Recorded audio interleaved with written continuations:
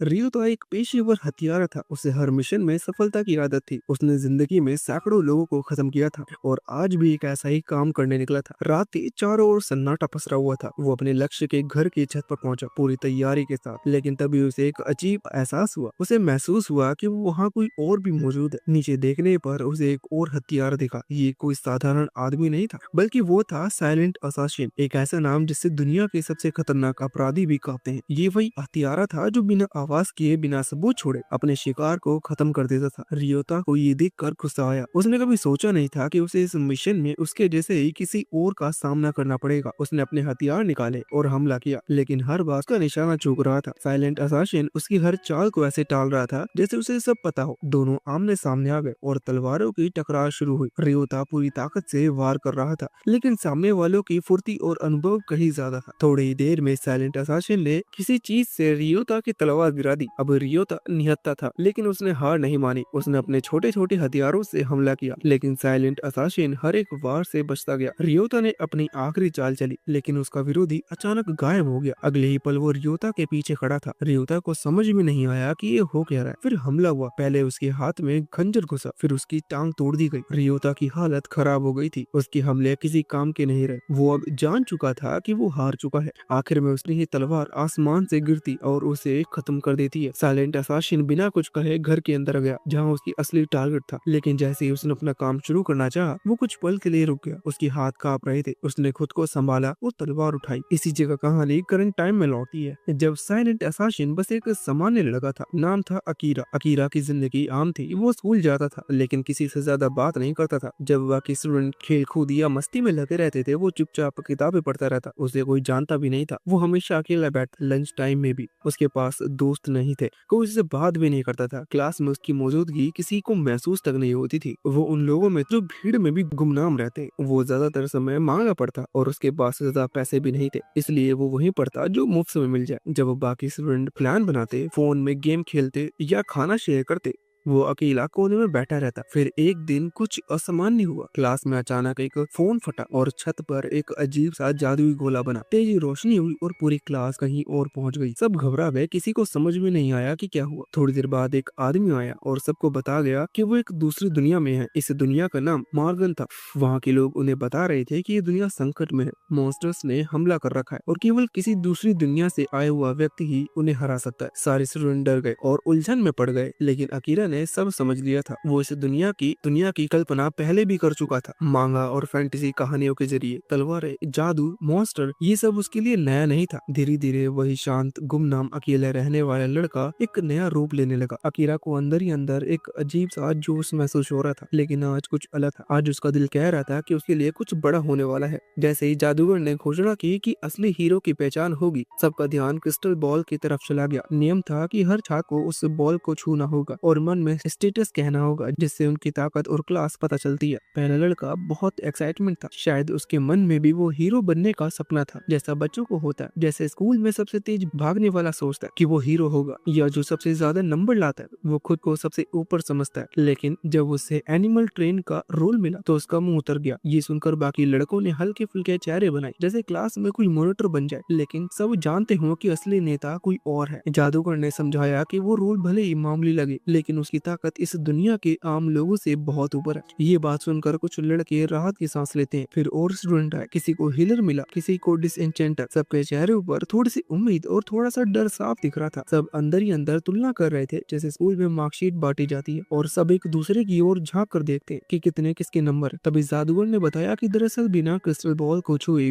कोई अपनी जानकारी देख सकता है, बस मन में स्टेटस कहना होता है। ये सुनकर आधे बच्चे चुपचाप खुद में बड़बड़ाने लगे। कुछ को मजेदार क्लास मिली, कुछ को बेकार सी लगी, लेकिन साथ को पता चला कि वो विंड मेज है। अकीरा ने भी अपनी स्टेज देखी। असासिन किसी को बताया नहीं, लेकिन अंदर ही अंदर उसे ये बात सूट करता महसूस हुआ। बाकी स्टूडेंट के लिए शायद ये कोई बड़ी बात ना हो, लेकिन एक ऐसा लड़का जो पूरे साल चुपचाप पीछे की बेंच पर बैठ रहा हो, जिसके लंच बॉक्स में कभी किसी ने झांक कर नहीं देखा और जिसे कोई हाई तक नहीं कहता, उसके लिए ये पहचान किसी तोहफे से कम नहीं थी। फिर साद ने क्रिस्टल बॉल को छुआ और सबकी आंखें फटी की फटी रह गई। वो असली हीरो निकला। जादूगर क्रिस्टोफर को हैरानी नहीं हुई। साथ तो स्कूल में भी वही लड़का था जो पढ़ाई में अच्छा था, खेल में तेज था और हर किसी को दोस्त बांधता था। हमेशा टीचर की तारीफ पाता और हर ग्रुप एक्टिविटी में सबसे आगे रहता। बाकी स्टूडेंट को भी कोई झटका नहीं लगा। सबको तो जैसे पहले से पता था कि अगला किसी को हीरो बनना है तो वो साथ ही होगा। वहीं अकीरा जो हमेशा किनारे खड़ा रहा, अब अपनी स्टेटस देखकर खुद हैरान था। उसके नंबर बाकियों से कई गुना ज्यादा थे और उसमें ढेर सारी विशेष क्षमताएं थी जो और किसी में नहीं थी। उसके मन में सवाल उठने लगे, ये सब कैसे हो सकता है? अगर वो हीरो नहीं है तो उसकी ताकत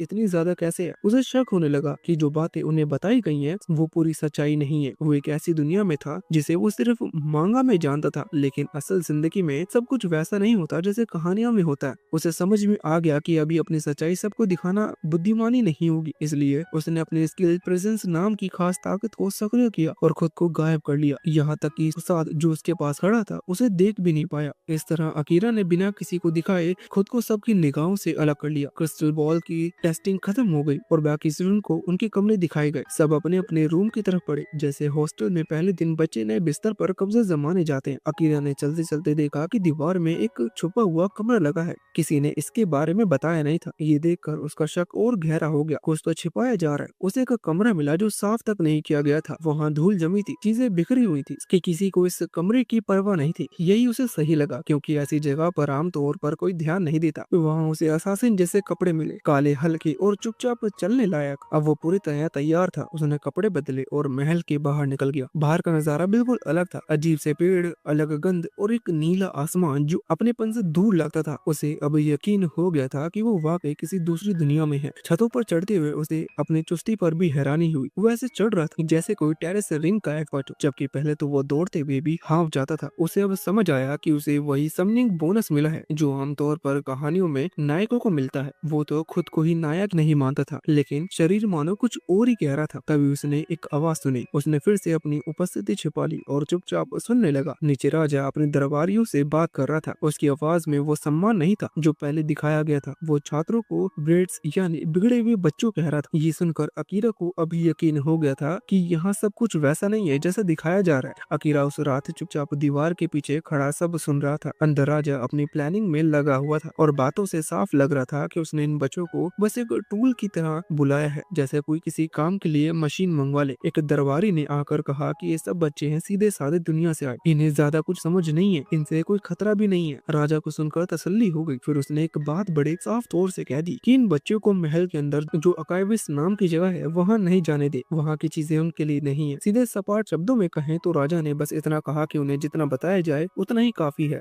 राजकुमारी वहाँ से चली गई और राजा दूसरी बातों में लग गया। लेकिन तब तक अकीरा वहाँ से बिना किसी आवाज के गायब हो चुका था। उसे अब समझ आ गया था कि यहाँ कुछ तो गड़बड़ है। अब उसे सिर्फ अपनी ताकत नहीं आजमानी थी बल्कि सच जानना था। पूरी कहानी क्या है, कौन सही है और कौन बस दिखावा कर रहा है। सुबह होते ही बाकी सब बच्चे नाश्ते की टेबल पर मस्त थे। कोई नया खाना चख रहा था, किसी को कपड़े पसंद आ रहे थे और कुछ को तो इस दुनिया में इतने खो गए थे जैसे कोई नया वीडियो गेम शुरू कर दिया गया हो। उनके चेहरे पर डर नहीं बल्कि जोश और उम्मीद थी। अकीरा भी छुपा हुआ सब देख रहा था। वो सोच रहा था कि क्या उसने सामने आकर सबको बताना चाहिए कि जो राजा कर रहा है वो शायद सच नहीं है। लेकिन फिर उसे लगा कि सब इतने खुश है, कि इतने ज्यादा भरोसे में है कि कोई उसका शायद यकीन भी ना करे। बाकी सब बच्चे अपनी अपनी ताकतें जान चुके थे। कुछ को नई स्किल मिली थी, कुछ को कोई खास पावर। उनके लिए सब किसी सपने से कम नहीं था। जैसा कोई कह दे कि तुम सुपर हीरो बन गए हो। सब अपने अपने रोल में घुसने लगे थे। कोई हीरो बनना चाहता था, कोई हीलर और कोई मैजिशियन। लेकिन अकीरा चुपचाप सब देख रहा था और सोच रहा था कि ये सब वाकई सही है। फिर एक सीनियर योद्धा आया, मिथेर, जिसे लोग इस दुनिया का सबसे बड़ा डिफेंडर मानते हैं। उसके साथ एक और बंदा था, गिलिस, जो थोड़ा सा सीरियस था और मजाक में बात करता था। मिथेर ने बताया कि 1 महीने बाद सब बच्चे को एक डेंजन में भेजा जाएगा जहाँ असली ट्रेनिंग होगी, यानी जो सीखा है अब उसे असली हालात में आजमाया जाए।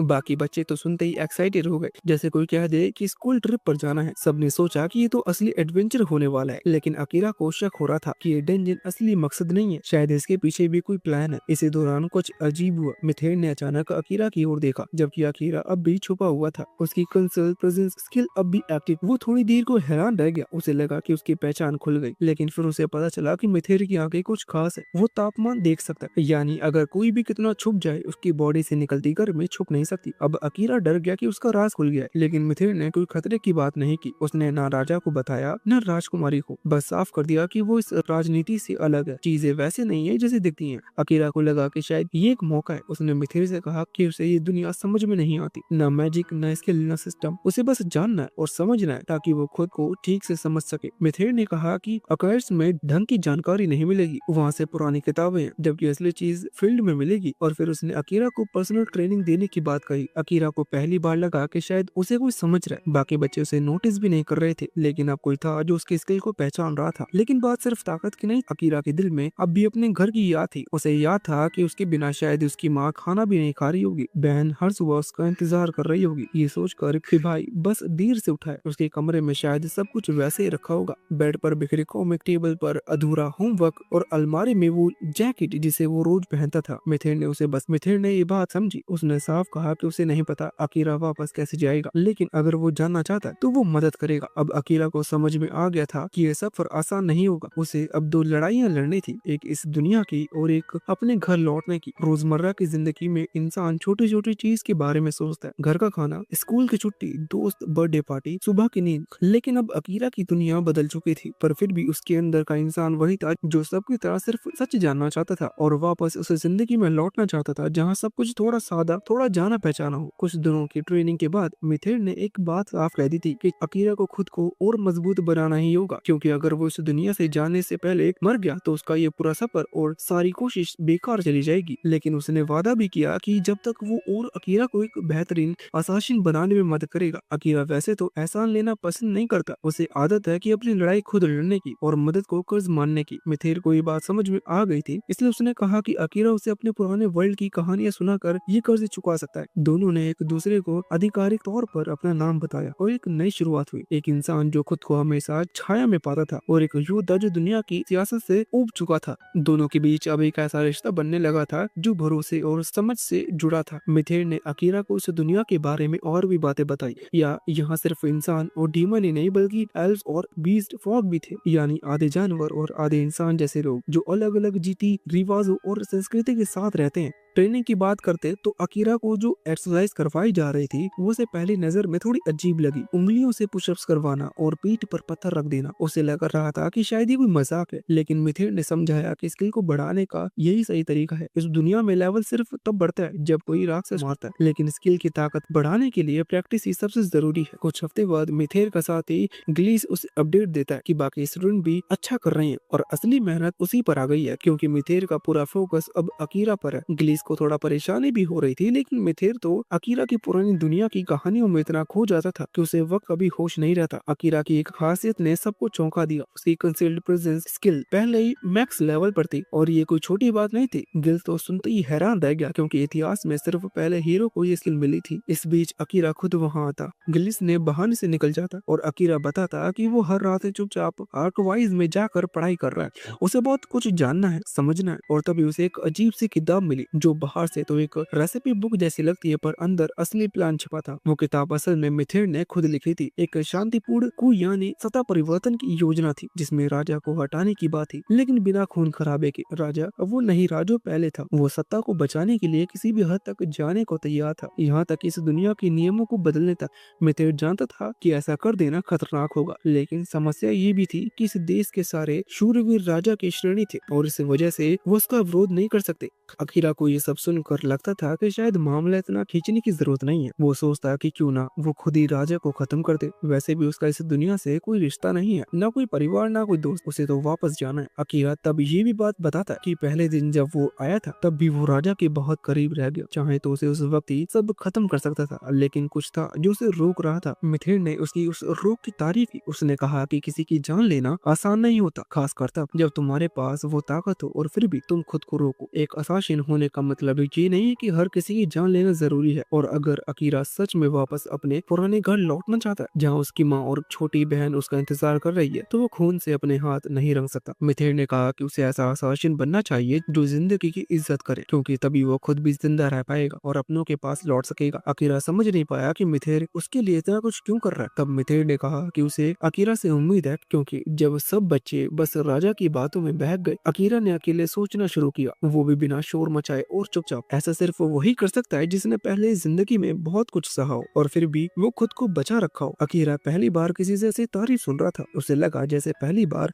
किसी ने उसकी जिंदगी को देखा और समझा हो। उसके मन में एक हल्का सा शुक्रिया उठा और शायद पहली बार उसे इस दुनिया में रहने का थोड़ा सा मन हुआ। मिथिली ने कहा कि जब समय आएगा तो उसे अपने शांतिपूर्ण कुएं में अकीरा की मदद चाहिए। खून खराबा नहीं होगा, सब कुछ चुपचाप और सोच समझ कर किया जाएगा। अकीरा ने सब बात को सीधे हाँ में नहीं कहा, लेकिन माना कि वो उस पर विचार जरूर करेगा। कुछ हफ्तों बाद ट्रेनिंग का 1 महीना पूरा हो गया। अभी सभी छात्रों को लेबोरेटरी यानी उस दुनिया की सबसे खतरनाक जगह में भेजा जाना था। वो जगह किसी परीक्षा से कम नहीं थी। शहर में जैसे कोई उत्सव हो गया हो। सब लोग सड़कों पर इकट्ठा थे अपने हीरोज को देखने के लिए। बाकियों के लिए सब एक सपना था, लेकिन अकीरा सोच रहा था कि ये सब कितना असली लग रहा है। इतने सारे लोग, इतनी आवाजें और वो सब सिर्फ उन्हें देखने आए थे। उसी भीड़ में अकीरा की नजर एक लड़की पर पड़ी। वो लड़की उसे देख रही थी कि अकीरा अगले ही पल उसके पीछे जा खड़ा हुआ। इतना तेज, इतना चुपचाप जैसे हवा का झोंका। अब अकीरा एक लड़की को घूरते हुए देखा तो वो बताते कि लोग उन्हें हीरो मानते, लेकिन कोई नहीं जानता कि उन्हें बुलाने के लिए क्या क्या कुर्बान किया गया। अकीरा कुछ समझ नहीं पाता, लेकिन लड़की कहती है कि वो सच खुद ही जानना चाहेगा और फिर चली जाती है। लेबोरेटरी स्टूडेंट कई मॉन्स्टर से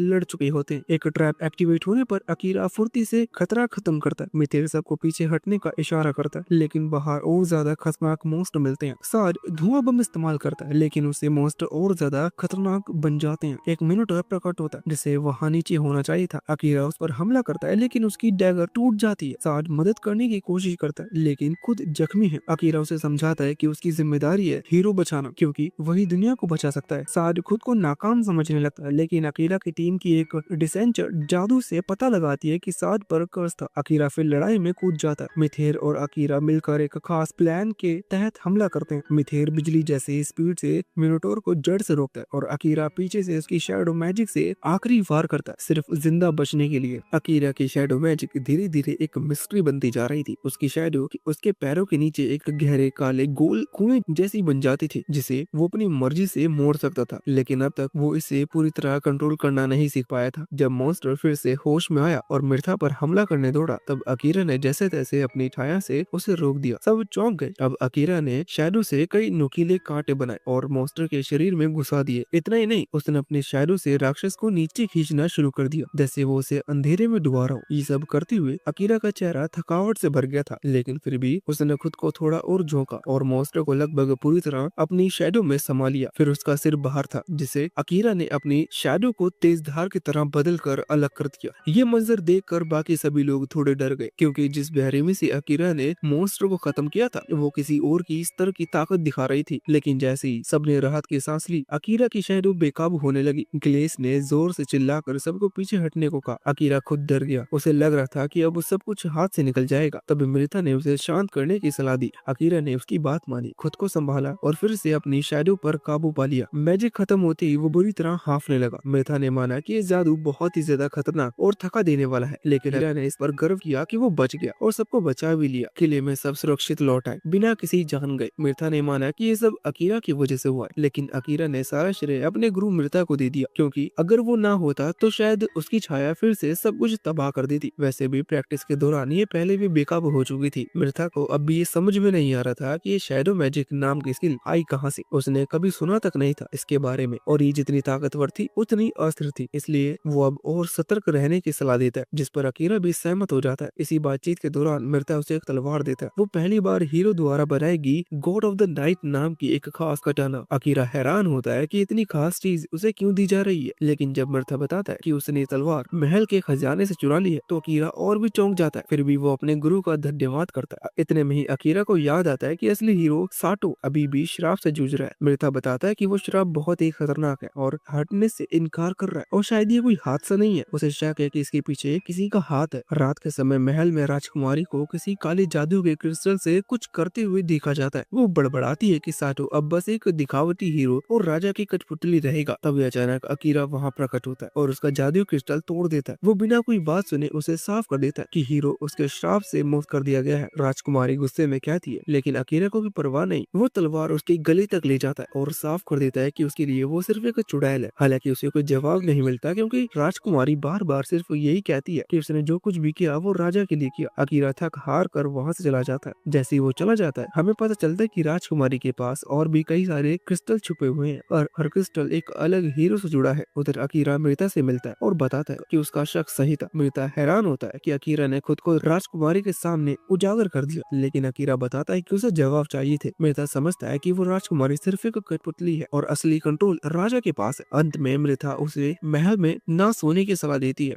जब अकीरा पूछता है क्यों, तो मृता की बात सुनकर उसके होश उड़ जाते हैं। उसे लगता है कि जब राजकुमारी बाकी स्टूडेंट को श्राप देने की कोशिश करेगी, अकीरा बचा रहेगा क्योंकि राजकुमारी को उसके बारे में कुछ नहीं पता। लेकिन यही बात उसे और भी खतरनाक बना देती है। अकीरा अब पूरी तरह से खतरे के बीच फंसा हुआ था। राजकुमारी उस पर श्राप तो नहीं डाल सकती, लेकिन अब वो उसे खत्म करने की कोशिश जरूर करेगी। राजा के सैनिक पूरे किले में उस रहस्यमयी लड़के को ढूंढने निकल पड़ेंगे जिसने राजकुमारी को टक्कर दी थी। अकीरा सोचता है कि शायद मृता उसे डांटेगा कि उसने खुद को सबके सामने ला दिया, लेकिन मृता तो बस मुस्कुराते हुए कहता है कि गलत फैसले तो जवानी का हिस्सा होते हैं और बड़ों का काम होता है उन गलतियों को संभालना। इसलिए वो अकीरा की देखभाल के लिए है। अकीरा दिल से चाहता है कि उसकी उस दुनिया में भी मृता जैसे लोग होते। तो मृता हंसते हुए कहता है कि फिर से उसे अभी अपने साथ ले चलो वापस। वो दुनिया देखना चाहता है जिसके बारे में अकीरा ने उसे बताया था। अकीरा हंसकर बात टाल देता, कहता है कि इतना झंझट झेलना तो बड़ा झिझक वाला काम हो जाएगा। अगले दिन जब अकीरा जंगल में सोकर उठता है तो किले के पास अजीब सी हलचल महसूस होती है। वो वापस जाता है तो सातो उसे देखकर पूछता है कि वो कहाँ था। अकीरा बस ये देखकर खुश होता है कि सातो पर श्राप चुका है और कहता है कि वो बस सो रहा था। लेकिन जब वो असली हालात जानता है तो उसकी सांसें थम जाती हैं। ये खबर मृता के बारे में है। अकीरा पागलों की तरह दौड़ता है, लेकिन जो उसे मिलता है वो सिर्फ दर्द और खालीपन है। जमीन पर मृता अब भी जान पड़ा था और उसके सीने में एक खंजर घुसा हुआ था। अकीरा टूट जाता है। वो बार बार पूछता है कि ऐसा कैसे हुआ, लेकिन तब भी कोई बोल पड़ कि वो नाटक करना बंद करे। लोग कहते हैं कि हत्या उसी के खंजर से हुई है। अकीरा झट से कहता है कि उसका खंजर तो विंटोर से लड़ाई में टूट गया था, लेकिन लोग उस पर शक कर रहे थे। लोग कहते हैं कि वो हमेशा गायब रहता, बस ट्रेनिंग के वक्त दिखता था और उसका कोई अता पता नहीं रहता। उसे डोंगन में भी अचानक देखा गया था। सबसे ज्यादा रहस्यमय वही था और लोग मान बैठे हैं कि वही सबसे बड़ा संदिग्ध है। सौभाग्य से सतो उसका बचाव करता है और कहता है कि बिना सबूत के किसी को दोषी नहीं ठहराया जा सकता। लेकिन राजा किसी की नहीं सुनता। वो आदेश देता है कि अकीरा ने नाइट कमांडर का खून किया है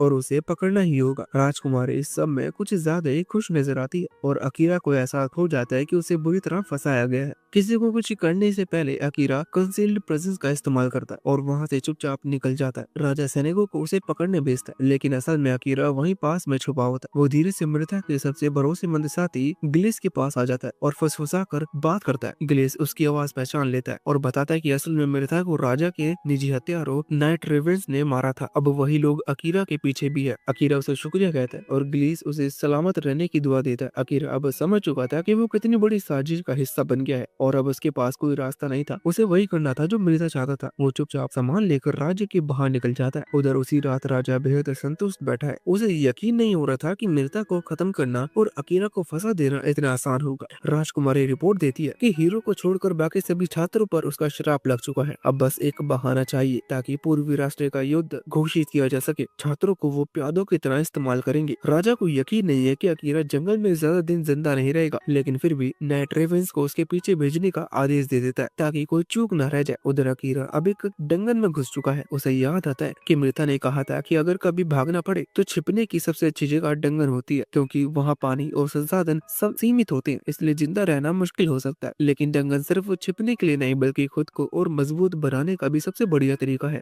जितना गहराई में जाएगा उतने ज्यादा खतरनाक दुश्मन मिलेंगे और अकीरा उतना ही ताकतवर बनता जाएगा और उसके पास कोई ऑप्शन नहीं बचेगा उससे लड़ने का और जीना होगा और सच्चाई को उजागर करना होगा। अकीरा के मन में एक सवाल बार बार घूम रहा था, अगर डंगन में इतनी तेजी से ताकत बढ़ाई जा सकती है तो फिर बाकी लोग वहाँ क्यों नहीं जाते। मृथा ने इसका जवाब पहले भी दे दिया था। उसने समझाया था कि डंगन जितना फायदेमंद है उतना ही खतरनाक भी। सबसे बड़ी बात यह है कि अकीरा की कंसील्ड प्रेजेंस स्किल जो उसे छुपे रहने में मदद करती है वो हर जगह काम नहीं करती, खासकर उन राक्षसों पर जिनकी सूंघने और सुनने की क्षमता बेहद तेज होती है। मगर मृथा ने यह भी कहा था कि अगर अकीरा अपनी असासिन स्किल को और बढ़ा पाए तो वो अपनी कदमों की आवाज और यहाँ तक कि अपने शरीर की गर्मी तक छुपा सकता है। अकीरा इसे करने की कोशिश भी करता है, लेकिन ये इतना आसान नहीं होता। डंगोन की दुनिया बेहद खतरनाक है और वहाँ के मॉन्स्टर असाधारण रूप से ताकतवर है। कई हफ्तों की मेहनत और खतरनाक खतरों से जूझते हुए अकीरा आखिरकार 69वीं मंजिल तक पहुँच जाता है, जहाँ पहले से भी ज्यादा खतरा उसका इंतजार कर रहा होता है। लेकिन तभी उसे याद आता है कि मृता का आखिरी संदेश उसने कहा था कि डंगन की सारी मुश्किलें और जोखिम आखिर में इस लायक होगी। जब अकीरा का क्लास लेवल 100 तक पहुंच जाएगा तब उसे एक स्पेशल स्किल मिलेगी जो उस दुनिया में जिंदा रहने के लिए जरूरी होगी। मिर्ता ने उसे ये भी बताया था कि उसे लेबरेट ऑफ कैंटलिन की ओर बढ़ना चाहिए और हर 10वीं मंजिल पर मौजूद बॉस को हराने की कोशिश करनी चाहिए। लेकिन एक बार जब वो बॉस के चैम्बर में दाखिल हो जाएगा तब या तो वो राक्षस को मारेगा या खुद मर जाएगा। जीतने पर उसे जबरदस्त शक्ति और एक्सपीरियंस मिलेगा। अब तक अकीरा 6 बॉस को हरा चुका था, अब वो 17th लेवल पर पहुंच चुका है। चैम्बर के भीतर कदम रखते ही लड़ाई शुरू हो जाती है। अकीरा तुरंत समझ जाता है कि ये राक्षस पहले के मुकाबले कहीं ज्यादा खतरनाक है। उसके पंजे इतने नुकीली हैं कि एक झटके में शरीर चीर सकते हैं और उसका सांप जैसा हिस्सा जहरीला और एसिडिक है। अकीरा बचने की कोशिश करता है लेकिन आखिरकार वो राक्षस की पकड़ में आ जाता है और उसकी पसलियां चटक जाती हैं। दर्द से अकीरा की सोचने की ताकत जवाब देने लगती है, लेकिन अकीरा अब तय कर चुका है, अब कोई भी रोक नहीं सकता। वो अपनी शैडो मैजिक को पूरी ताकत से एक्टिवेट करता है और देखते ही देखते उसकी शैडो से निकले नुकीले कांटे राक्षस के शरीर को चीरना शुरू कर देते हैं। गुस्से से भरा अकीरा अपने जादू को और भी वहशी बना देता है। कांटे अब रहम किए बिना उसे टुकड़ों में बांट रहे थे। अकीरा जीत तो जाता है लेकिन होश खो बैठता है। राक्षस के जहरीले खून की वजह से उसका शरीर अब भी जल रहा होता है। तभी एक रहस्यमयी आवाज सुनाई देती है। वो बताती है कि अकीरा की छाया जादू में खुद की चेतना है और उसने देखा कि अकीरा की चोट अब खतरनाक हद पार कर चुकी है, इसलिए वो खुद ब खुद कंट्रोल अपने हाथ में लेकर रिकवरी मोड चालू कर देती है। अगली सुबह किले में सातो बाकी छात्रों से कहता है कि वो अब और इंतजार नहीं करेगा, वो डीमन लॉर्ड से लड़ने के लिए निकलना चाहता है। बाकी स्टूडेंट इस पर भड़क उठते हैं और कहते हैं कि वो अभी अभी अकीरे द्वारा मिर्था की हत्या के सदमे से उभरे नहीं है, वो किसी योद्धा के लिए तैयार नहीं है। मगर सातो को शक होता है कि छात्रों का ये बदला हुआ व्यवहार शायद राजकुमारी के शराब की वजह से हो सकता है, जैसा कि ग्लेस ने उसे बताया था। सातो कहता है कि अगर कोई साथ नहीं आएगा तो वो अकेले ही जाएगा, लेकिन कुछ स्टूडेंट्स आगे आते हैं और उसका साथ देने को तैयार हो जाते हैं। वो सब मिलकर एक पार्टी बनाते हैं, लेकिन सातो को हैरानी होती है कि उन्हें इतनी आसानी से महल से निकलने दिया गया। फिर उसे याद आता है कि राजा तो यही चाहता था कि स्टूडेंट्स डीमन लॉर्ड को हराएं ताकि वो उन्हें अपने युद्ध के प्यादों की तरह इस्तेमाल कर सकें। सातो सोच में पड़ जाता है कि आखिर ये लोग उसके साथ क्यों आए हैं। तब यूकी नाम की छात्र बताती है कि वो एक डिसेंचेंटर है, उसे शराब आसानी से अक्सर नहीं करता और अब वो दूसरों में शराब को पहचानने भी लगी है। यूकी ने कुछ और छात्रों को शराब से मुक्त किया और इस काम में असाइना ने भी मदद की। अब सातो को समझ में आने लगा है कि चीजें अभी बहुत पेचीदी है और उन्हें अकीरा की जरूरत फिर से पड़ सकती है, क्योंकि युद्ध की असली शुरुआत तो अब होने वाली है। असाइना की यादें पूरी तरह से साफ नहीं थी, ऐसा लग रहा था जैसे उस वक्त वो खुद नहीं था, मानो किसी और के कंट्रोल में था। उसे बस इतना याद था कि वो एक कमरे में था जहाँ उसने कई क्रिस्टल तोड़ दिए थे और ये उसने एक कटाना से किया था, लेकिन उसे ये भी नहीं पता था कि वो तलवार आई कहाँ से। धीरे धीरे सच सामने आता, ये सब गिलेस की योजना थी। उसकी मैनिपुलेशन स्किल इतनी ताकतवर है कि वो किसी भी शराब से ज्यादा असरदार होती है। जब बात किसी व्यक्ति को काबू में करने की हो, जब क्रिस्टल नष्ट हो जाते हैं, गिलेस खुद को संतुष्ट महसूस करता है। उसने मिर्था का आखिरी आदेश पूरा कर दिया था और वो उन दूसरी दुनिया से आए नायकों को सुरक्षित यात्रा की शुभकामनाएं देता है। उधर असाइना का मन अब अकीरा से जुड़ने को बेचैन है। उसे अफसोस होता है कि वो पहले ही ऐसा कर पाता। जब सब अकीरा पर शक कर रहे थे तब वो चुप रहा और अब खुद से नफरत हो रही है। एक बीते हुए पल की झलक दिखती है कि असाइना और अकीरा स्कूल के बाहर अचानक टकरा गए थे। अकीरा किसी काम पर था लेकिन वो नहीं चाहता था कि कोई दूसरा जाने, खासकर उसकी छोटी बहन को नहीं। इस बातचीत में पता चलता है कि दोनों की बहनें एक क्लास में ही है और सबसे अच्छी दोस्त है। दोनों लड़के कभी खास करीब नहीं थे, लेकिन असाइना शायद अकीरा को बाकी सब की तुलना में बेहतर समझता था। अब डोगन में अकीरा की आंखें खुलती है असाइना की याद के साथ। वो दुआ करता है कि असाइना, उसकी माँ और बहन सब ठीक हो, लेकिन फिर उसे याद आता है कि अभी और भी ज्यादा जरूरी चीजें हैं। सबसे चौंकाने वाली बात ये होती है कि उसके शरीर में अब कोई दर्द नहीं होता। जब वो अपना स्टेटस स्क्रीन चेक करता है तो पाता है कि उसके स्टेटस काफी बढ़ चुके हैं। सबसे ज्यादा हैरानी उसे तब होती है जब वो देखता है कि उसकी एचपी लगभग फुल है। उसे यकीन था कि उसकी पसलियां टूट चुकी थी और जहर तेजी से फैल रहा था, लेकिन अब सब सामान्य है। उसकी शैडो मैजिक स्किल अब लेवल 5 पर पहुंच गई है, जबकि बॉस रूम में घुसने से पहले वो सिर्फ लेवल 3 पे थी। यानी सिर्फ एक बार इस्तेमाल करने से ही उसमें 2 स्तर का उछाल आया।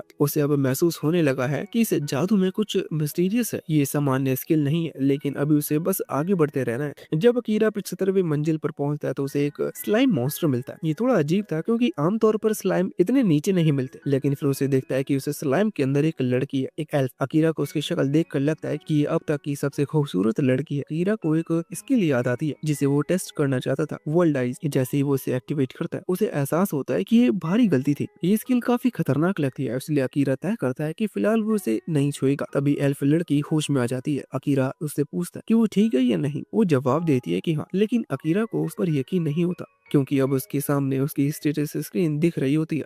बिना किसी कोशिश के। अकीरा सोचता है कि शायद ये वर्ल्ड आइज स्किल का असर होता है, लेकिन वो पक्का नहीं है। जो बात पक्की है वो ये लड़की की सिर्फ एचपी 2% है। अकीरा नोट करता है कि उस लड़की के पास भी वर्ल्ड आइस स्किल है और सोचता है कि क्या वो भी उसकी स्टेटस स्क्रीन देख पा रही है। लड़की उसे उसके नाम से पुकारती है और पूछती है कि वो डंगन में क्यों है। ये तरीका थोड़ा अजीब होता है। फिर भी अकीरा बताता है कि वो लेवल अप करने आया है, लेकिन उसे जरूर कहता है कि कम से कम नाम तो पहले पूछना चाहिए। लड़की अचानक फिर से बेहोश हो जाती है। उसका शरीर बुखार से तप रहा होता है, इसलिए अकीरा उसे पानी के पास ले जाता है। जब वो फिर से होश में आती है तो अकीरा मजाक करता है कि शायद उसे उसकी भूख से खर्राते पेट की आवाज ने उठा दिया। उसके पास फिलहाल सिर्फ पानी होता है, लेकिन कहता है कि बुखार में पानी सबसे जरूरी चीज है। लड़की भूख से बेहाल होती है और कहती है कि वो भूखी है, सो नहीं सकती। अकीरा उसे बताता है कि उसका नाम एमिलिया है। सौभाग्य से अकीरा जो दलिया पका रहा था वो तैयार हो चुका था और एमिलिया उसे बिना किसी लिहाज के खा जाती है। उसे ऐसे खाता देख अकीरा को यकीन नहीं होता कि वो जल्दी ठीक हो जाएगी। उसके इस कमेंट पर अमीलिया पूछती है कि उसे बीमार लोगों की इतनी समझ कहाँ से आई। अकीरा बताता है कि ये तो बस तजुर्बे से सीखा है, क्योंकि उसकी माँ की तबीयत अक्सर खराब रहती है। एमिलिया दीवार पर बनी मार्किंग दिखाती है। एक में लिखा होता है कि वो 69वीं मंजिल पर है। वो हैरान होती है क्योंकि अकीरा ने उसे 75वीं मंजिल पर पाया था, तो फिर वो वापस ऊपर कैसे आया। खास तौर पर जब वो लेवल बढ़ाने आया तभी और भी हैरान करने वाली बात है। इस सवाल का जवाब तो अभी बाकी है, लेकिन एक बात साफ है, अकीरा अब न सिर्फ मजबूत हो रहा है बल्कि उन रहस्यों के करीब पहुंच रहा है जो इस दुनिया की असली सच्चाई छुपा रहे हैं। अकीरा एमिलिया को समझाता है कि इस जगह वो है वहीं सबसे नजदीक पानी का स्रोत है और उस वक्त एमिलिया को तुरंत हाइड्रेट करने की जरूरत। लेकिन एमिलिया को तो ये जानना था कि कहीं अकीरा कोई अजीब टाइप का लड़का तो नहीं जिसने उसे किसी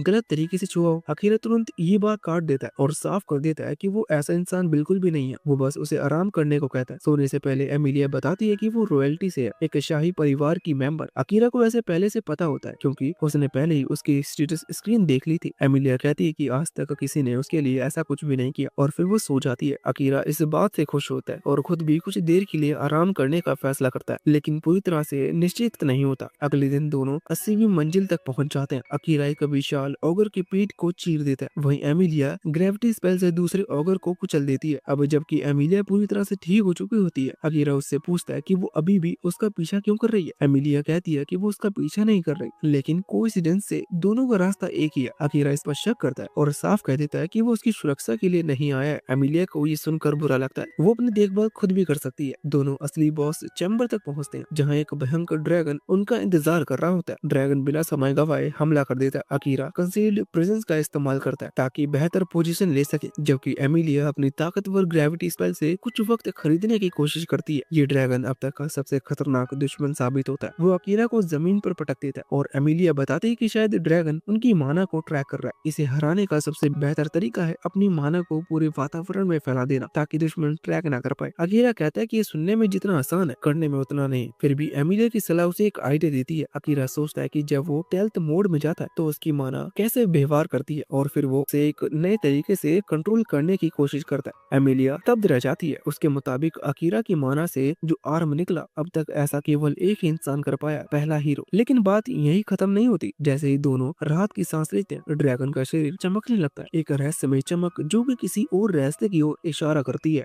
जैसे जैसे रोशनी कम पड़ने लगी तो धीरे धीरे पता चला कि वो भयानक ड्रैगन अब एक रहस्यमय काली बिल्ली में बदल चुका है और फिलहाल गहरी नींद में है। एल्फ लड़की अपने वर्ल्ड आइज स्किल का यूज करके बिल्ली की जांच करती है और उसमें एक अजीब सी जानकारी सामने आती है। इस बिल्ली के पास शेप शिफ्टर नाम की स्किल है, जिसका मतलब कि ये असल में कभी ड्रैगन था ही नहीं। उसके लिए तो ये बिल्कुल समझ में आता है असली ड्रैगन को हराना इतना आसान काम नहीं होता। पर ये सवाल उठता है कि बिल्ली सो क्यों रही है। असल में बिल्ली की हालत आधी मौत के कगार पर पहुंच चुकी थी। अब अकीरा ने उसका सामना किया था और अब वो अपने शरीर को रिकवर करने के लिए सो गई है। अकीरा एल्फ लड़की से पूछता है कि आखिर किस तरह का प्राणी है। वो बताती है कि इसका नाम ब्लैक कैट है, एक प्राचीन दैविक जीव जो दिखने में भले ही प्यारा हो मगर ताकत में किसी भी आम मॉन्स्टर से कई गुना ज्यादा खतरनाक है। एल्फ लड़की अकीरा से पूछती है कि वो खुद अपने वर्ल्ड आइज स्किल का इस्तेमाल क्यों नहीं कर रहा, जबकि वो उससे सीधा सब कुछ देख सकता है। अकीरा बताता है कि वो अभी तक इस स्किल पर काबू नहीं पा सका है, लेकिन उसे लगता है कि जैसे जैसे स्किल लेवल अप होगी वैसे वैसे वो इसे कंट्रोल कर लेगा। तभी अचानक बिल्ली जाग जाती है और सबसे चौंकाने वाली बात यह है कि वो इंसानी भाषा में बोलने लगती है। पहले तो वो खुद की हार जाने पर नाराजगी जताती है, फिर बताती है कि उसने ड्रैगन का रूप क्यों लिया था। असल में वो डेंगन में अकेले रहते हुए अब ऊब चुकी थी, इसलिए उसने एक बार देखी गई ड्रैगन का रूप अपनाया और आने वाले एडवेंचर्स को डराने लगी। अकीरा को अब तक विश्वास नहीं हो रहा होता कि एक बिल्ली इंसानों की तरह बोल सकती है।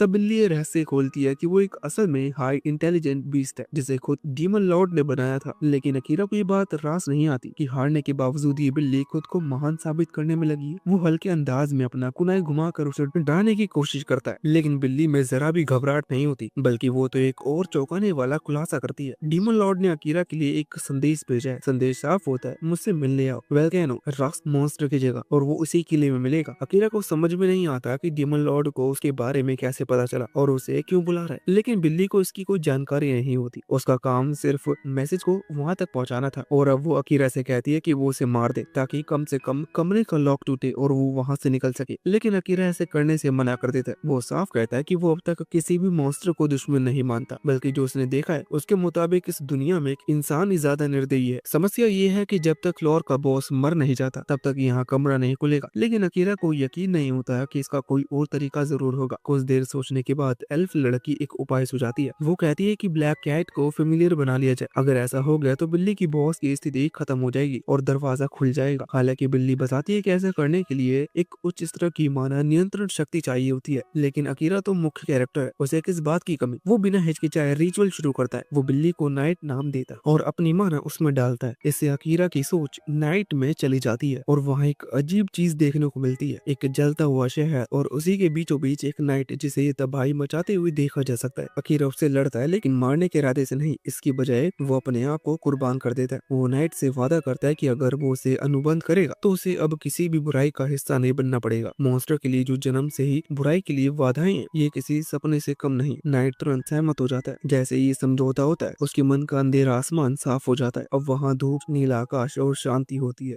अकीरा होश में आता है और दोनों के शरीर पर समान पैक्चिन देखता है, इस बात की पुष्टि की अब वो आत्मिक रूप से जुड़े हुए हैं। नाइट अब पूरी तरह से अकीरा में दिलचस्पी लेने लगा है। उस पर अब किसी तरह का संदेह नहीं बचा। वो खुलकर अपनी वफादारी की कसम खाता है और अकीरा के इस सफर का हिस्सा बनने की इच्छा जाहिर करता है। दोनों औपचारिक रूप से एक दूसरे से इंट्रोड्यूस होते हैं। एल्फ लड़की भी इस हल्के फुल्के माहौल में शामिल होती है और नाइट को अपना नाम बताती है, एमिलिया। अब जब फ्लोर का बॉस तकनीकी रूप से पराजित हो चुका है तो कमरे के बीचों बीच एक टेलीपोर्टेशन सर्कल उभर आता है, लेकिन जाने से पहले तीनों थोड़ी देर आराम करने का फैसला करते हैं। इस वक्त वो एक दूसरे को बेहद जानने के लिए इस्तेमाल करते हैं। बीते वक्तों की कहानी, अपने जख्म, अपने सपने सब खुलकर सामने आते हैं। इस बीच दूसरी ओर हीरोज अपनी यात्रा के अगले पड़ाव पर मतलब यामाटो पहुंच जाते हैं। वहां पहुंचते ही वो सभी चौंक जाते हैं क्योंकि ये जगह पूरी तरह से जापान जैसी दिखती है। इन्हें पता चलता है कि ये क्षेत्र पहले हीरो ने स्थापित किया था और क्योंकि वो जापान था इसलिए ये जगह वैसी रची गई है। एक लंबी और थकान भरी यात्रा के बाद सभी हीरोज बेहद थके हुए होते हैं और भूख से बेहाल। वो एक ऐसी जगह जाके बैठ जाते हैं जब वो आराम कर सके, खाना ऑर्डर करते हैं और तसल्ली से पेट भरते हैं। उस दुनिया में आने के बाद ये अब तक का शायद ही सबसे अच्छा खाना होता है। अब आशिफ उनके अनुभव को काम करके बताता है। खाने के बाद एक ग्रुप गंभीर चर्चा के लिए बैठता है। अकीरा अब नहीं होता, लेकिन उनकी जरूरतें अब भी वही है, पैसा, जीविका और जीवित रहने का तरीका। एक हीरो सुझाव देता है कि उन्हें एडवेंचर्स बन जाना चाहिए। ट्रैवल के दौरान उसकी कुछ एडवेंचर से बातें हुई थी और उसे यह कम फायदेमंद लगा। बाकी लोग उसकी बात से सहमत होते हैं, लेकिन साथ ही ये भी तय करते हैं कि उन्हें ज्ञान भी जरूरी है, खासकर उस दुनिया के नियमों को कंट्रोल में रखने का, ताकि वो कभी चाहे तो उस शहर से बाहर निकल सके।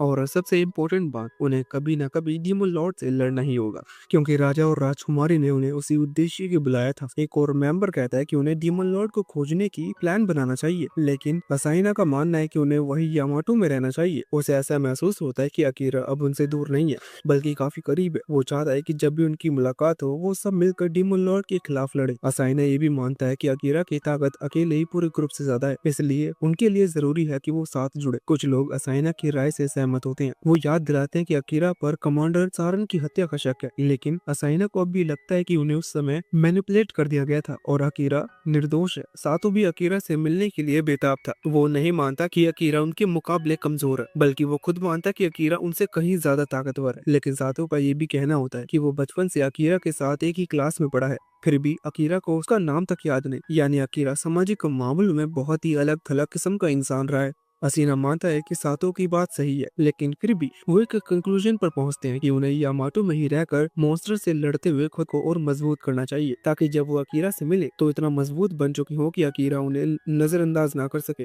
उधर दूसरी ओर अकीरा, एमिलिया और नाइट एक दूसरे की कहानियां जान रहे होते हैं। एमिलिया बताती है कि वो असल में एक राजकुमारी थी, लेकिन उसे अपने ही राज्य से निकाल दिया गया, और वो भी अपनी छोटी बहन के हाथों। जब वो भाग रही होती है तो उसकी बहन ने तीरों से उस पर हमला किया, जिससे बचने के लिए उसने एक मैजिकल स्पेल इस्तेमाल किया, जिससे वो एक खाई में गिर गई। वो वहीं जमीन पर पड़ी हुई थी जब एक स्लाइम ने उसे निगल लिया। जब उसकी मुलाकात अकीरा से हुई, तीनों अब पहले से कहीं ज्यादा करीब आ चुके होते हैं। एक दूसरे के घाव, एक दूसरे की ताकतें और एक दूसरे की मंजिल अब समझ आने लगी है। शायद यही से उनका असली सफर शुरू होता है। जैसे ही सब कुछ थोड़ा शांत हुआ, नाइट चौंक गया। उसे बात हजम नहीं हो रही थी कि कोई स्लाइम किसी को निगल भी सकता है, और फिर भी एमिलिया जैसे एकदम ठीक ठाक बची रही। चलो मान लिया किस्मत ने उसका साथ दे दिया होगा, वरना ऐसा कोई सोच भी नहीं सकता। अकीरा ने हल्की फुल्की बातों के बीच पूछा कि एमिलिया अब वापस अपने शहर जाएगी या नहीं, लेकिन उसने बिना ज्यादा सोचे कहा कि नहीं, उसे कोई दिलचस्पी नहीं है वापस जाने की। उसने कहा कि फैमिली वाले चक्कर बहुत सिरदर्द होते हैं, और सच्ची बात है, घर की लड़ाइयाँ किसी को समझ नहीं आती। उसी दौरान अकीरा को भी अपने घर की याद आ गई। उसने बताया कि उसकी एक छोटी बहन यूई, और कैसे उसने उसके लिए एक नया फोन खरीदा था क्योंकि उसका पुराना फोन टूट गया था। उसने तो अपने खर्चों से कटौती करके यहाँ तक कि रातों की शिफ्ट भी ली, बस इसलिए कि बहन को कुछ अच्छा दे सके। लेकिन बहन ने नाराजगी में कह दिया कि उसने मांगा ही कब था। अकीरा थोड़ा टूट सा गया था उस वक्त। शुक्र है उनकी माँ ने बीच बचाव करके संभाल लिया था। ये सब सुनकर नाइट और अमीलिया समझ गए कि अकीरा का परिवार इस दुनिया में नहीं है, और उन्होंने पूछा कि क्या उसे अपने घर की याद नहीं आती। अकीरा बोला कि हाँ आती तो है, लेकिन अब वापस का कोई सवाल नहीं उठता। असल में उसे लगने लगा था कि वो अपने पुराने जीवन में बस एक भीड़ का हिस्सा था, कोई ध्यान भी नहीं देता था उस पर। लेकिन उस दुनिया में पहली बार ऐसा हुआ जब किसी ने उसे पहचाना, उसे समझा, और उसका नाम सारन था।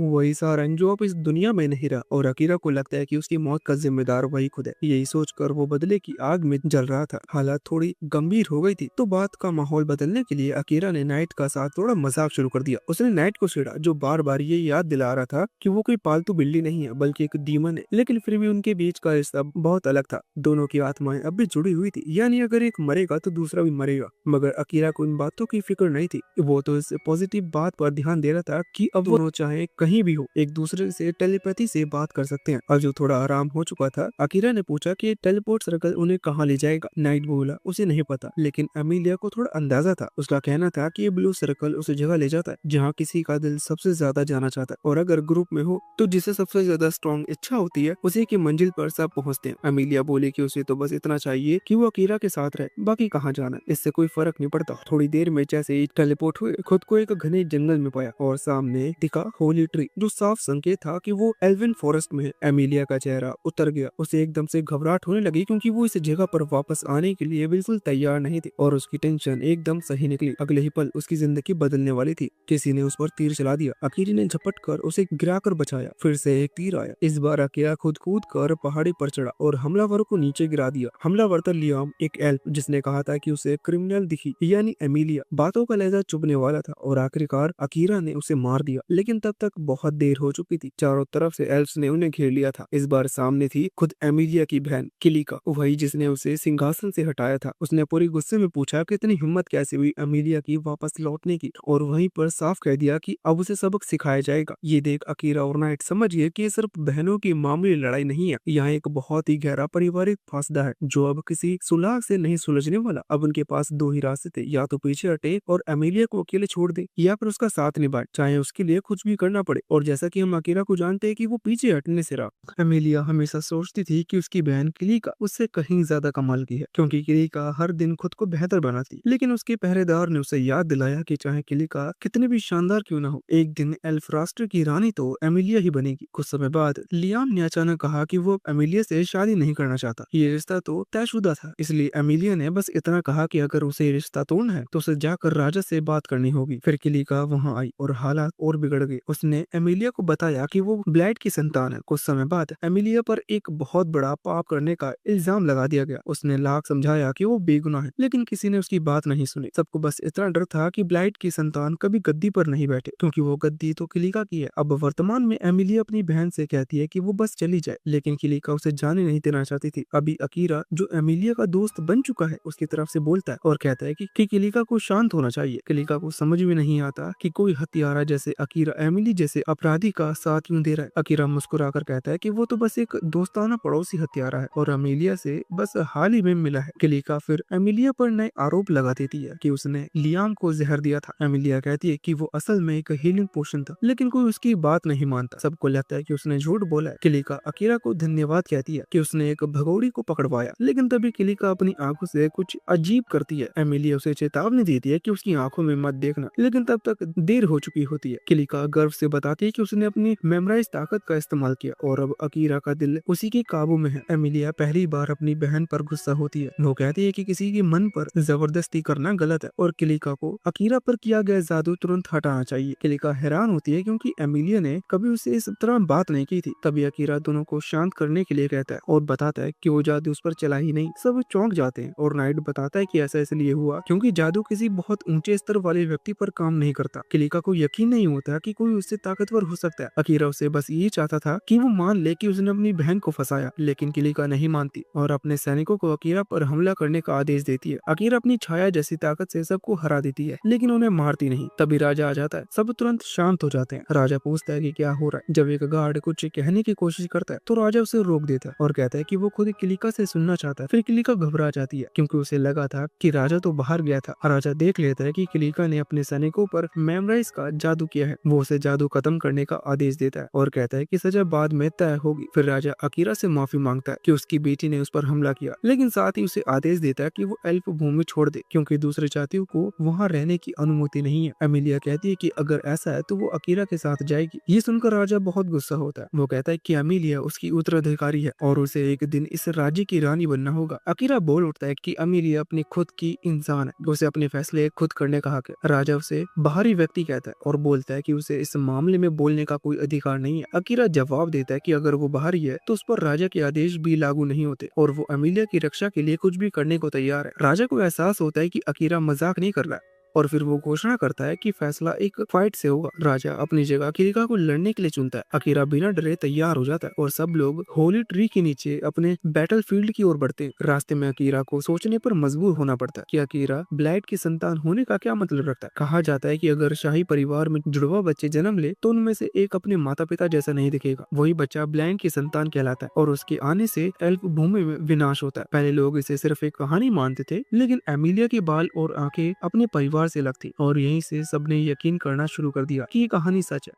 अकीरा ने जब एमिलिया की आंखों में देखकर कहा कि उसकी अलग आंखों और बालों का रंग तो बहुत खूबसूरत है, तो एमिलिया शर्मा गई। उसने कभी नहीं सोचा था कि कोई उसकी इन बातों की तारीफ करेगा, क्योंकि लोग तो हमेशा उन्हें ब्लैक की निशानी कहते थे। लड़ाई से पहले एमिलिया ने अकीरा को चेतावनी दी कि किलिका एल्फ जाति की सबसे बेहतरीन तलवारबाज है। अकीरा ये सुनकर हैरान हो गया कि एमिलिया अपनी उस बहन की इतनी तारीफ कर रही है जिसने उसे झूठे आरोप में फंसाया। एमिलिया ने बताया कि पहले वो दोनों करीब थे। किलिका हमेशा मेहनत करती थी, खुद को बेहतर बनाने की कोशिश करती थी और एमिलिया अब भी अपनी बहन से बहुत प्यार करती है। राजा ने किलिका को आदेश दिया कि वो इस लड़ाई में अपने राजघराने को सम्मान साबित करे और किलिका ने वादा किया कि वो जरूर जीतेगी। दोनों योद्धा तैयार हुए। किलिका ने अकीरा से पूछा कि क्या वो सच में सोचता है कि बिना तलवार निकाले वो जीत सकता है। अकीरा मुस्कुराकर बोला कि वो ऐसा सिर्फ उसकी भलाई के लिए कर रहा है, क्योंकि अगर उसने तलवार निकाली तो गलती से उसकी जान जा सकती है। लड़ाई शुरू होने से पहले अकीरा ने एमिलिया की तरफ देखा और कहा कि जब राजा उनसे सवाल करता था तब जिस तरह से एमिलिया उसके लिए गुस्सा हुई वो बात उसे बहुत अच्छी लगी। उसने कहा कि जब वो ये लड़ाई जीत जाएगा तब एमिलिया आजाद होगी और जो चाहे वो कर सकेगी। लड़ाई शुरू होती है। अकीरा तुरंत समझ जाता है कि क्यों सब किलिका को सबसे बेहतरीन तलवारबाज कहते हैं। उसकी चाल तेज, सटीक और खूबसूरत थी। नाइट ध्यान से लड़ाई देख रहा था और उसने कहा कि किलिका भले शानदार लड़ रही हो पर अकीरा अभी भी आगे है। अकीरा बिना ज्यादा मेहनत के उसके हमले रोक रहा था और बार बार चेतावनी दे रहा था कि हार मान ले वरना उसे चोट लग जाएगी। किलिका को ये अपमान बर्दाश्त नहीं होता। उसने का खतरनाक जादू का इस्तेमाल किया जिससे हवा की तेज धार अकीरा की तरफ गई। अकीरा थोड़ा चौंक गया पर उसने बड़ी आसानी से उसे बचाव किया। नाइट हैरान था कि उसने हवा वाले जादू का इस्तेमाल किया क्योंकि वही एकमात्र जादू था जिसमें किलिका ने महारत हासिल की थी। उसने सालों लगातार उस ताकत को पूरी तरह से नियंत्रित करना सीखा था। जब वो अपनी पूरी ताकत से हमला कर रही थी तो अकीरा ने नोटिस किया कि उसकी आंखों में आंसू हैं। उसने पूछा कि वो क्यों रो रही है। किलिका बोली कि उसके चेहरे पर तो मुस्कान है, लेकिन अकीरा ने कहा कि वो मुस्कान झूठी है।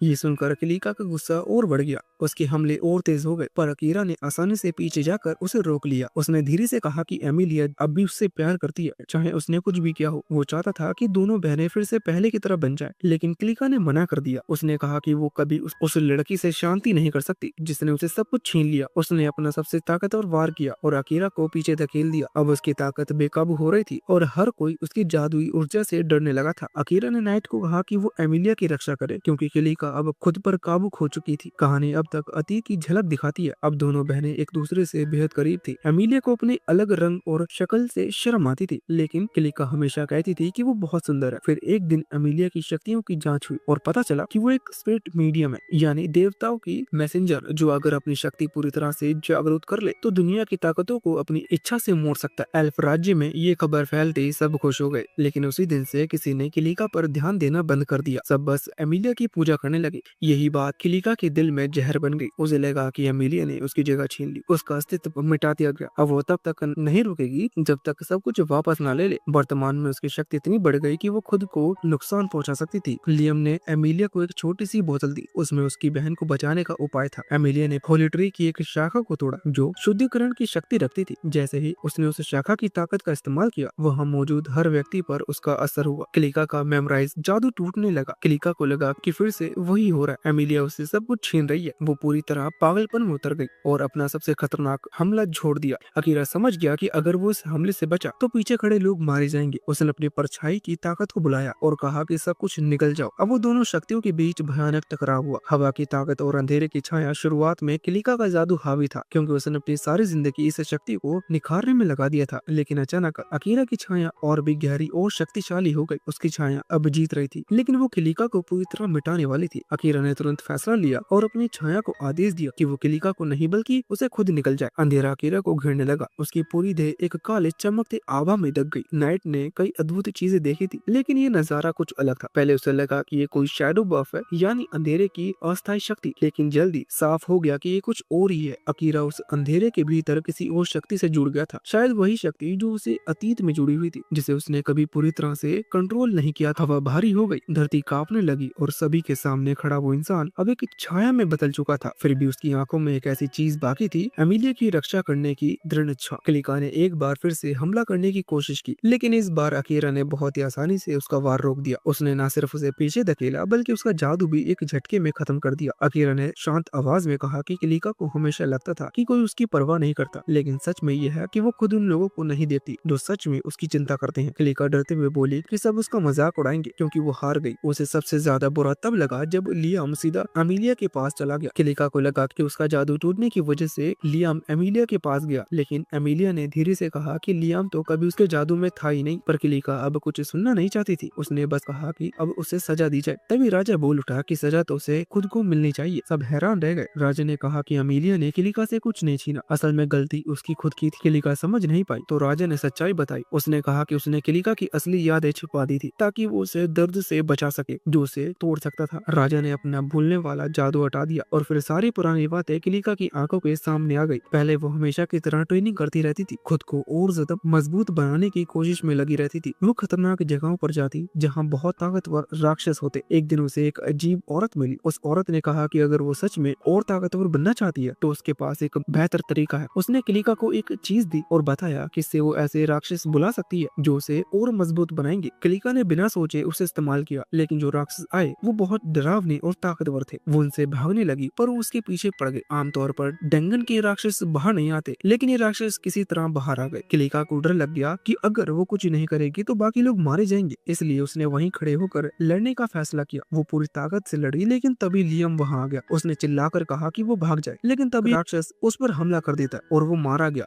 ये सब क्लिका के सामने हुआ। वो हैरान रह गई और उसे गिल्ट में टूटने लगी। राजा को डर था कि वो इस सदमे से पागल हो जाएगी, इसलिए उसने उसका दिमाग से वो याद ही हटा दी। लेकिन उस दिन असल में एमिलिया ने अपनी जादू ताकत से चमत्कार किया था। उसने ग्रेविटी और रिजेक्शन जैसे दो नए जादू बनाए। एक से उसने राक्षसों को रोका और दूसरे से लियम को दोबारा जिंदा कर दिया। राजा ने ये बात क्लिका से छिपा ली ताकि वो उसे गिल्ट में ना जिए, लेकिन ऐसा करने से सबको उससे थोड़ा दूर रहना पड़ा ताकि वो सच्चाई तक न पहुंच सके। राजा भी उससे दूर हो गया क्योंकि वो नहीं चाहता था कि क्लिका को सब याद आ जाए। उसका मकसद ये था कि अगर क्लिका अकीरा से लड़ाई जीत लेती तो वो खुद पर भरोसा करना सीख जाती, तब वो उसे सब सच बता देता। लेकिन अकीरा की ताकत इतनी ज्यादा ज्यादा थी कि सच्चाई अब छुप नहीं पाई। अकीरा को एहसास हुआ कि उसे बस इस्तेमाल किया गया था, लेकिन राजा ने कहा कि ऐसा करने के अलावा उसके पास कोई और रास्ता नहीं था। लियाम ने भी सच बताया कि उसने दोनों बहनों को अलग करने में मदद की थी ताकि उनका झगड़ा और ना पड़े। क्लिका को विश्वास नहीं हुआ कि लियाम ने ये सब खुद किया था बिना उसके जादू के असर में आए। फिर पता चला कि जब एमिलिया ने उसे दोबारा जिंदा किया था तब होली ट्री की एक पत्ती उसके शरीर में चली गई थी और उसी की वजह से वो मेमोराइज जादू के असर से बच गया था। लियाम ने मुस्कुराते हुए कहा कि उसे हमेशा क्लिका की मेहनत बहुत पसंद थी। वो उसकी लगन देखकर कुछ कह नहीं पाता था। फिर उसने माफी मांगी कि वो बस सही तरीके से संभाल नहीं पाया। क्लिका की आंखों में आंसू आ गए। उसे समझ में आया कि वो सबकी दया और प्यार को अनदेखी समझ रही थी। उसने अपनी बहन पर इल्जाम लगाए जबकि असल में एमिलिया ही वो थी जिसने सब कुछ ठीक किया। वो खुद को बहुत बुरा महसूस करने लगी, लेकिन एमिलिया ने उसका हाथ पकड़कर कहा कि वो अब भी वही दयालु, प्यारी और मजबूत बहन है। दोनों बहनों ने एक दूसरे को गले लगा लिया। क्लिका ने रोते हुए माफी मांगी और एमिलिया ने मुस्कुराते हुए कहा कि अब सब ठीक है। कुछ समय बाद राजा ने ऐलान किया कि अकीरा ने लड़ाई जीत ली है। उसने अकीरा के लिए एक छोटा सा जश्न रखा। अकीरा ने सिर्फ एक बात कही कि अमीलिया को अब आजादी मिलनी चाहिए। राजा ने सिर हिलाकर कहा कि वो अपने वादे का पक्का है, अब अमीलिया जो चाहे कर सकती है। अकीरा ने कहा कि अब उनका अलग सफर बीस्ट फॉक आइलैंड की तरफ होगा। वहाँ हथियार बनाने की बहुत माहिर लोग रहते हैं और नाइट के हिसाब से वो जगह उनके अलग मिशन के लिए बहुत सही है। बाद में अमीलिया मुस्कुराती हुई अकीरा से कहती है कि अब वो उसका नाम ठीक से बोले। अकीरा आमतौर पर उसे तुम या ये लड़की कहता था, लेकिन उसने लड़ाई से पहले एक बार उसका नाम लिया था। अमीलिया को वो बहुत अच्छा लगा था और अब वो चाहती है कि वो उसका नाम फिर से बोले। अकीरा थोड़ा झिझकता है, लेकिन फिर धीरे से उसका नाम लेता है। अमीलिया को वो सुनना इतना अच्छा लगता है कि वो कहती है कि एक बार और बोलो। अकीरा 5 बार उसका नाम बोलता है और तब अमीलिया खुश होकर मुस्कुरा देती है। कहती है कि अब वो जहाँ भी जाएगा वो उसके साथ जाएगी हमेशा के लिए। अकीरा मुस्कुराकर कहता है कि ठीक है अमीलिया। पास में खड़ा नाइट से हिलाता है और हंस देता है। उसे यकीन नहीं होता कि इतनी बड़ी लड़ाई के बाद ये दोनों ऐसे बच्चों की तरह हंस रहे हैं। दूसरी तरफ बाकी हीरो अब जहाज पर हैं। उन्होंने जितना हो सका अकीरा पर इंतजार किया, लेकिन अब उन्हें आगे बढ़ना था। उन्होंने यामाटो के सारे राक्षसों को हरा दिया था और अब और मजबूत बनने के लिए उन्हें नए हथियारों की जरूरत थी। उनके साथ अब ग्लीस भी था। उसने कहा कि सबकी ताकत अब इतनी बढ़ गई है कि पुराने हथियार काम नहीं करेंगे। अब अगला कदम है अपने हथियारों को अपग्रेड करवाना और उसके लिए सबसे सही जगह वही है जहाँ अकीरा और अमीलिया जा रहे हैं, बीस्ट फॉक का आइलैंड।